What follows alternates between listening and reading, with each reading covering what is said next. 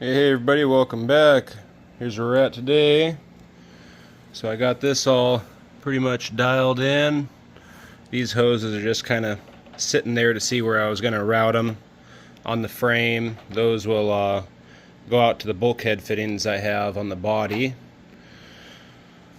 But got everything all bolted up, grounds hooked up,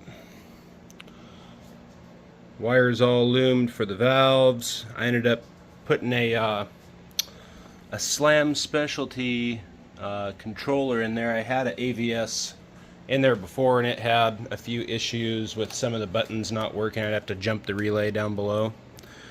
But instead of cutting the new loom, I ended up getting another one of these plugs right here. It's a Molex MX150 style plug, 8-pin. Got that off of Amazon, I believe. So I wired the valves into that so I can just unplug it. And I've been trying to tuck all the wires down in here. So here's the control unit for that, and fuses and stuff, and then here's all the wiring that has to go into the car. These will go to my auxiliary fuse panel. This is for the compressors themselves. And yeah, it's just kind of a lot of shit right there. Kind of just tucked in, coiled in for now. But that's the new tank. Got that all styled and dialed, all the new fittings. So yeah, that's looking pretty good. I'll bring you out to the bug.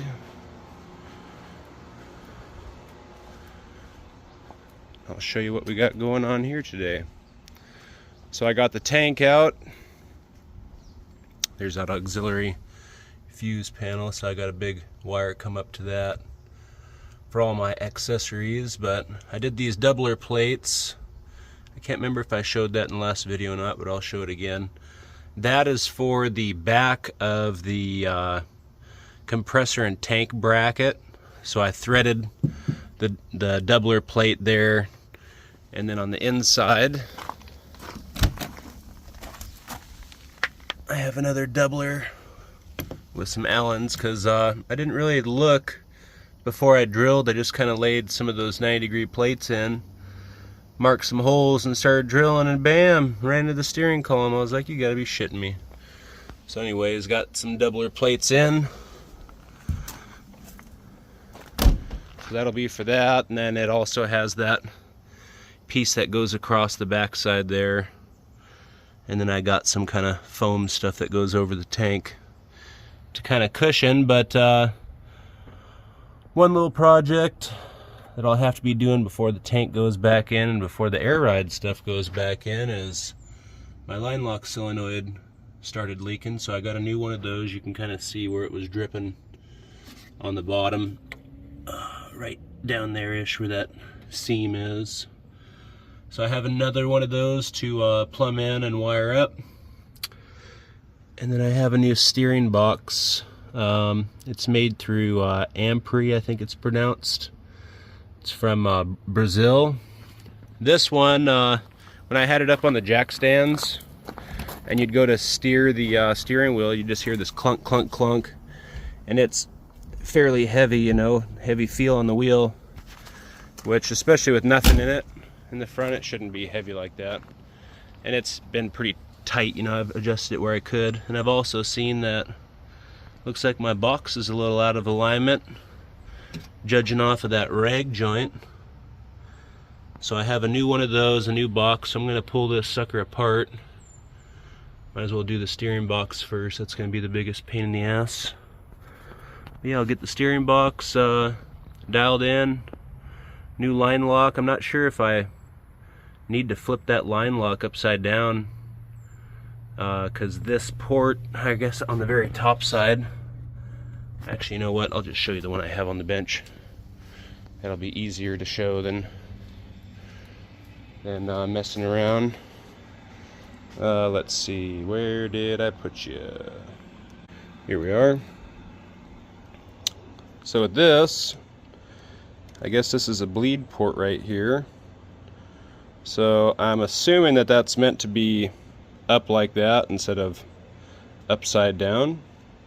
So maybe I'll mount it this way this time and see, hopefully that is better than it was before, but anyhow, I'm gonna get this sucker torn down. We'll bring you guys back on in a minute. Got the old box out. Here's a new box. I believe you pronounce that Ampri. Out of Brazil.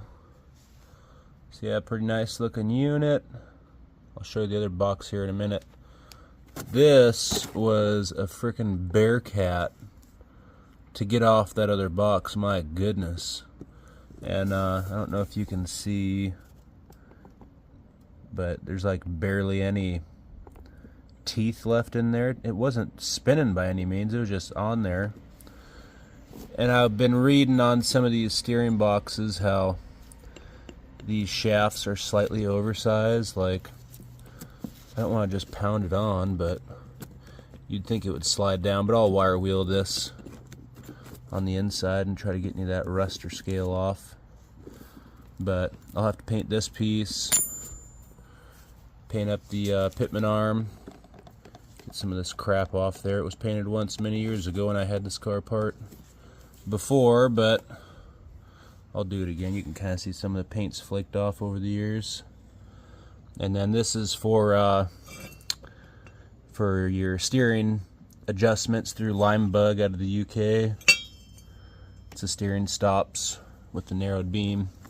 I want to be able to go full lock without rubbing the inner fender well. But yeah, that box that came out of it was pretty crusty. Show that to you over here in the pre-scrap pile. So it was missing both the plugs, the oil plugs. Oil got all over, and I'm just barely turning it. You can kind of see how jumpy. I'm just putting the least bit of pressure to it to get it to turn. I can spin. I don't know if you can hear or see the jumpiness, but I think this thing's pretty well toast. Might be rebuildable, I don't know. If someone's rebuilding these, needing cores. It's always nice to have original Volkswagen. Oh shit, it's even dated. 410 of 65.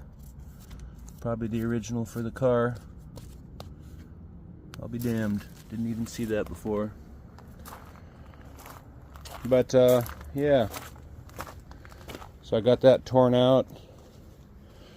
And that box, I could actually, when I was knocking the tie rods loose, it was actually moving on the beam. And there's evidence of that box moving with the shiny. So that thing's been rocking back and forth on there for a little while. This is, of course, an aftermarket beam. I don't feel, there's usually like a little metal tab thing welded on to locate the steering box. So I might have to put something on there, weld something, I'm not sure. I'll figure something out to keep that from rotating, because you got to keep your steering tight, that's for sure, especially when you drive these things as hard as I do. But yeah, got that torn down. It's getting freaking hot, been sweating my ass off. Did not pull that off yet. That's on the to-do list, but made some progress. So nice little update video of how the bug's coming along. So anyhow, I'll close this thing up.